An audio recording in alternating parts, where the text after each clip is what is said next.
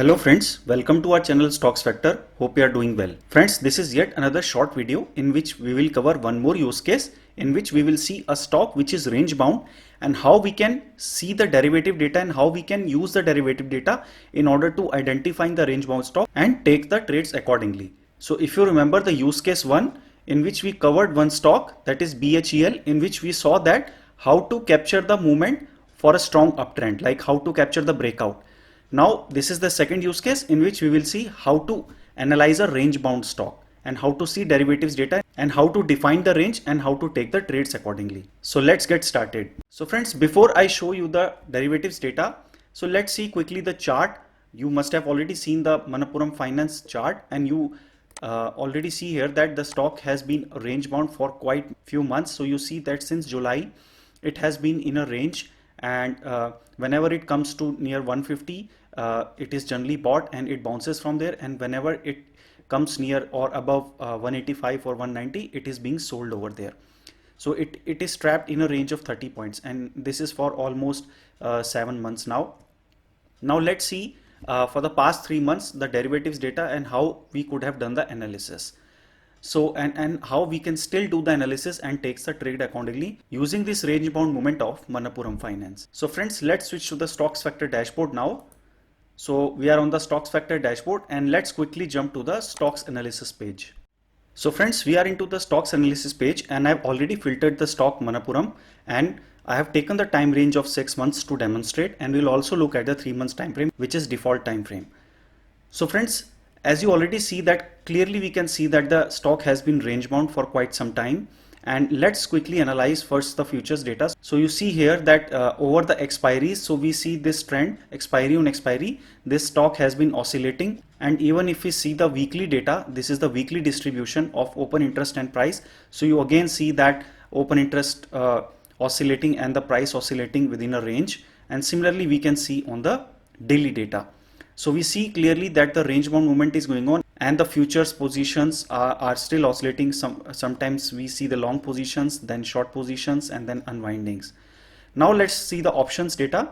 Here also you can see that the PCR has been trading in a range, and then range has been below 1. So we could see clearly the range, and the stock price is also in the range bound movement. Here we can clearly see. So if you remember this chart, that in this chart we generally show over a time frame that where the maximum call interest is there, the strike prices where the maximum call writing is done, and where the maximum put writing is done. So major support and major resistance levels, and you still see here that both the strike prices are nearly the same, and the stock has been oscillating between the two.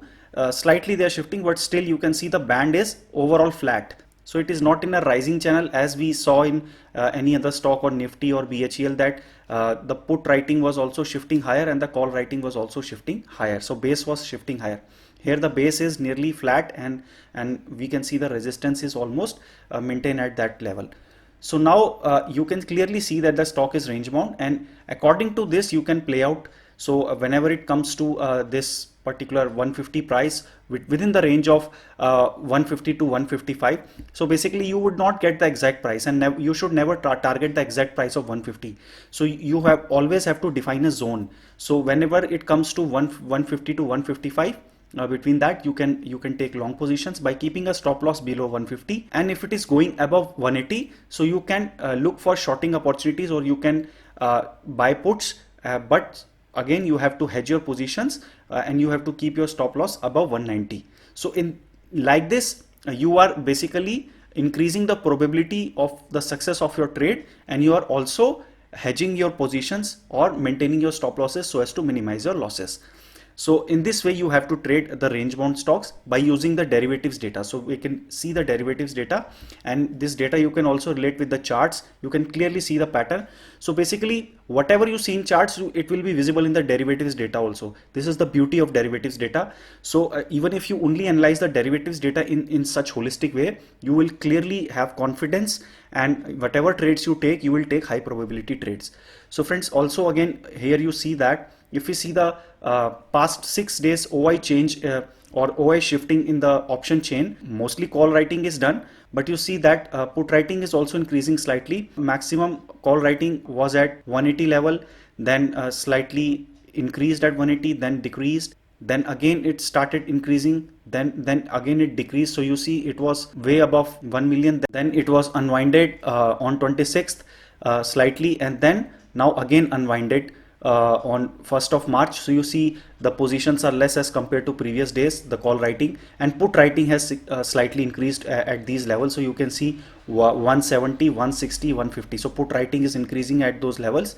So now if we see today's snapshot, so today you can see the call writing was done again at 180 levels, and you can see huge call writing still exists at 180. So it means 180 is acting as a strong resistance, and again you can see 160 and slightly 170. So 170 is a support, but it is a weak support, and 160 is a slightly better support. It is a strong support, right? So in this way, so whenever it comes below 160, you can take long positions either in options or cash market or futures, but obviously you have to hedge your positions.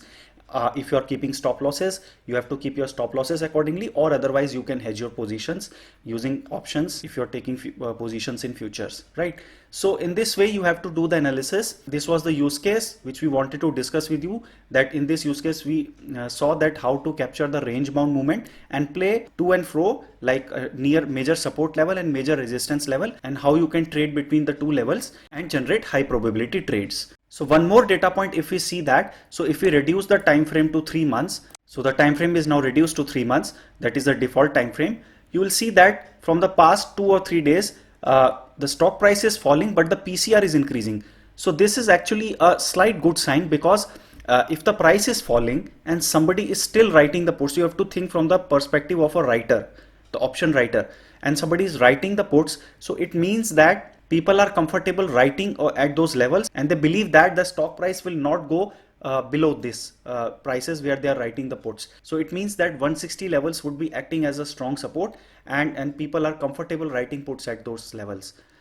So friends, in this way you have to do the analysis. So with this we come to the end of this video. If you have any questions regarding this video, please post your questions on the comment section and we will definitely answer your questions. And if you have not subscribed to our channel, please subscribe to our channel to get the notifications of such videos, especially the derivative analysis series videos which we have already posted, in which we have covered each and every derivative indicator in detail, which we have shown in our dashboard.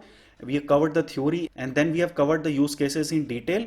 So you can take the benefit of this and you can learn how to do the derivative analysis. And friends, if you want to get the access of our dashboard, the free trial version, as we discussed, is already open until 31st of March. You can drop us an email. The email ID is mentioned in the about section, and we will mail you the link of the dashboard. So friends, see you in another video. Take care and goodbye.